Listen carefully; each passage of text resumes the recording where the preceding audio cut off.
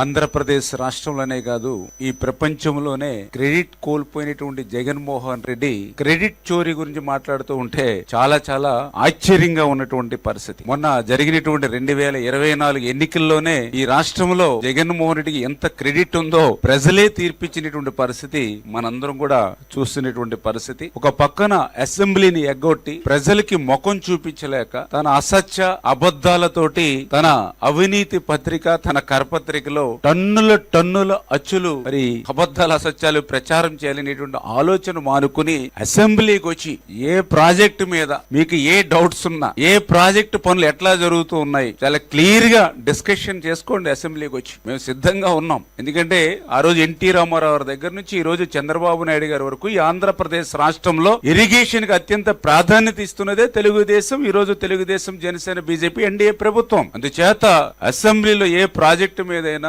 ఏ irrigation మీదైనా చర్చకి వేళ మేము సిద్ధంగా ఉన్నాం. రండి అసెంబ్లీకి వచ్చి చర్చించండి. ఒక చర్చా వేదిక, ఒక దేవాలయం లాంటి అసెంబ్లీలో ఒక ప్రజా వేదికలోకి వచ్చి చర్చించండి తప్ప మీకు ఒక అవినీతి పత్రిక ఉందని, మీకు ఒక కరపత్రిక ఉందని టన్నులు అబద్ధాలు అచ్చులు కొట్టి ప్రజల్ని అయోమయం చేసేటువంటి పరిస్థితి వద్దని చెప్పి ముందుగా జగన్మోహన్ రెడ్డి గారికి తెలియజేసుకుంటూ